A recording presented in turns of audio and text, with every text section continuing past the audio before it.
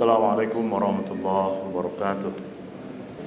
Alhamdulillah, wassalatu wassalamu ala Rasulillah wa ala alihi wa sahbihi wa mawalah wa ba'du. Ikhwah sekalian, kita lanjutkan pembacaan kitab Riyadhus Shalihin, masih bab ke-26, berbicara tentang hadis-hadis kezaliman, sampai ke hadis yang ke-8 atau 215 dari kitab Riyadhus Shalihin. Saya bacakan hadisnya, kemudian kita mengambil beberapa faidah dari hadis ini. 5 menit lebih sedikit insyaallah. Qala al-muallif rahimahullah wa an Abi Hurairah radhiyallahu anhu, dan diriwayatkan dari Abu Hurairah radhiyallahu anhu an Nabi sallallahu alaihi wasallam, dari Nabi sallallahu alaihi wasallam, qala man kanat indahu madlamatun li akhihi min irdihi aw min syai'in falyatahallalhu minhu al-yawm qabla an yakuna dinarun alla yakuna dinarun wala dirham. Barang siapa yang merasa telah berbuat zalim kepada saudaranya, baik dari sisi kehormatan.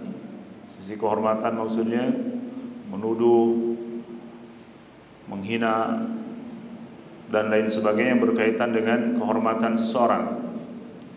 Aw min syai'in akhar, atau dari hal yang lainnya, dari hadis-hadis yang sebelumnya sudah disebutkan, baik yang berkaitan dengan darah, dengan an-nafs, memukul, menyakiti, ataupun yang berkaitan dengan harta. Yang Rasulullah katakan, inna dima'akum wa amwalakum wa a'radakum haramun alaikum. Yang ketiga berkaitan dengan harta, hutang yang tidak terbayarkan misalkan, ataupun tidak sengaja mengambil barang orang, ataupun mencuri, ataupun meminjam barang tidak dikembalikan, lain sebagainya. Yang jelas yang berkaitan dengan kezaliman yang berkaitan dengan kezaliman hak adami, yaitu hak yang harus ditunaikan kepada saudara kita, dan Allah tidak akan mengampuni kita selama kita belum meminta halal. Maka kata Rasulullah, barang siapa yang telah berbuat zalim kepada saudaranya, baik harta, kehormatan, ataupun darah, maka segeralah meminta halal, datang ke orangnya meminta maaf pada hari ini di dunia. Ya, kata para ulama, ini harus datang, kecuali kezaliman yang tidak diketahui oleh saudara kita. Misalkan kita pernah menghina seseorang, mengupat, menggibah, kemudian orangnya tidak tahu. Di sini dilihat dari sisi maslahat. Kalau maslahatnya, kalau kita ngasih tahu misalkan kepada orang tersebut, justru mafsadah yang lebih besar, dia akan membenci kita dan memusuhi, dan terjadi hal-hal yang tidak diinginkan, maka cukup orang tersebut bertobat kepada Allah, kemudian berbuat baik kepada orang tersebut dengan hal-hal yang bisa sekiranya orang tersebut tahu, dan kita berbuat kebaikan tersebut bisa melipur laraknya. Yang jelas intinya kita harus segera meminta halal qabla an la yakuna dinar wala dirham, sebelum kelak di hari dinar dan dirham itu tidak berlaku. Kapan itu? Yaitu hari kiamat, ketika kita dihadapkan kepada Allah Subhanahu wa taala, diadili semuanya. Yang kita sekarang punya uang 100, 200, 300 sampai miliaran rupiah, itu semuanya tidak berarti kelak di akhirat. Karena yang berarti di sana apa? In kana lahu amalun shalih, alat tukar kita kelak, alat tukar kita di akhirat adalah amal salih dan amal buruk. Ya. ukhidha minhuma biqadri madlamatihi.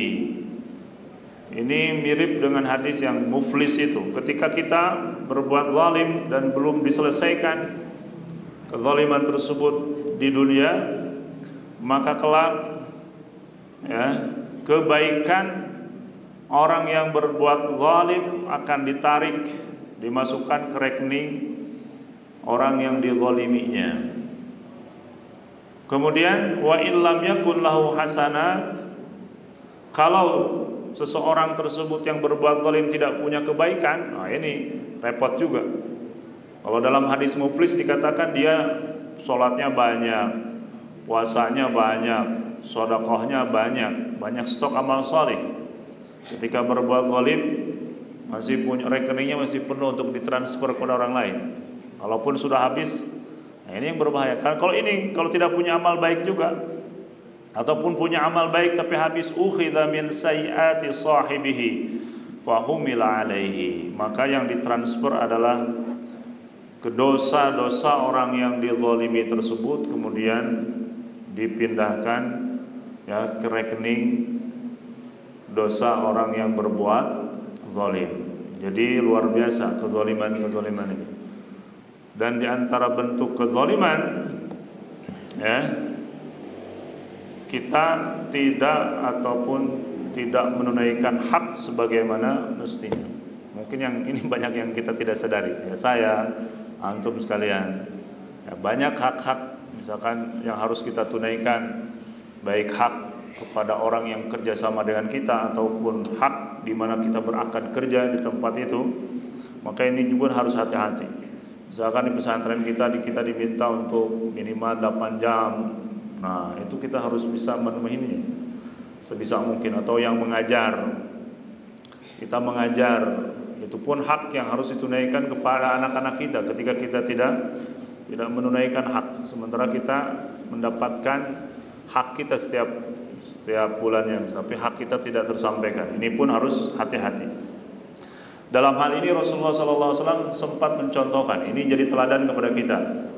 Dalam peperangan Badar, 1 menit lagi ya. Dalam peperangan Badar, ketika Rasulullah SAW membariskan para sahabat, Rasulullah membawa anak panah, membariskan sahabatnya. Kemudian yang keluar dari barisan Rasulullah pukul. Nah, ketika Rasulullah melewati barisan, ada seorang sahabat yang bernama Sawad bin Ghaziyah. Ya, dia agak depan sedikit. Rasulullah pukul perutnya, peletuk. Ya. Dan Ghaziyah itu gak pakai baju. Ya, karena para sahabat dulu sering saya sampaikan, baju mereka itu kebanyakan seperti memakai kain ihram saja. Kemudian si Ghaziyah itu tiba-tiba membuat kaget para sahabat yang lain. Ya Rasulullah, laqad auja'tani. Ya Rasulullah, engkau telah menyakiti aku. Laqad ba'atsakallahu bil haqqi wal 'adl. Padahal sesungguhnya Allah mengutus engkau dengan hak dan keadilan. Fa'aqidni, kata dia. Berikan aku kesempatan untuk membalas wahai Rasulullah, mengkisos. Padahal Rasulullah itu memukul sesuatu yang wajar, betul gak?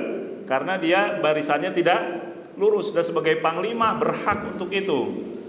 Tapi Rasulullah tidak menjawab begini, ente nih, ya, misalkan udah salah minta balas lagi. Tapi Rasulullah luar biasa, kata Rasulullah, ya silakan, kamu mau balas, Rasulullah kasih itu apanya, si anak panahnya nih kamu pukul. Ya Rasulullah gak adil. Bayangkan dia, para sahabat ini sudah kesel. Ya Rasulullah gak adil, masa saya ini tadi dipukul dalam kondisi perut terbuka, sementara engkau sekarang masih tertutup dengan dengan baju. Akhirnya Rasulullah membuka bajunya, bayangkan dulu, panglima buka bajunya nih, katanya kamu mau mukul sekarang. Setelah dibuka, lalu ternyata sahabat yang lain dipikirin, loh ini orang nih gak bener mau memukul Rasulullah. Ternyata dia langsung memeluk Rasulullah, kemudian mencium perutnya. Kemudian kata Rasulullah, ma hamalaka ala hadza ya Sawad, kenapa engkau berbuat seperti ini wahai Sawad? Ya Rasulullah, laqad hadara ma ra'ait, Kata si Sawad, ya Rasulullah, engkau sudah tahu bagaimana akan terjadi peperangan. Mungkin saja saya mati sekarang ini. Wa uridu an yakuna akhirul ahdi bika an yamassa jildi jildak. Masya Allah. Dan aku ingin, ya seandainya aku mati pada peperangan ini, terakhir aku ketemu kamu, engkau wahai Rasulullah, kulitku bisa menyentuh kulit Anda, saking cintanya kepada Rasulullah sallallahu alaihi wasallam. Ini bagaimana Rasulullah mempertontonkan kepada para sahabat, walaupun Rasulullah berhak untuk menolak, tapi beliau dengan lapang dada siap untuk dikisos. Maka mintalah kisos kepada orang-orang yang telah kita zalimi. Ya, subhanakallahumma bihamdik, asyhadu an la ilaha illa anta, astaghfiruka wa atubu ilaik. Assalamualaikum warahmatullahi wabarakatuh.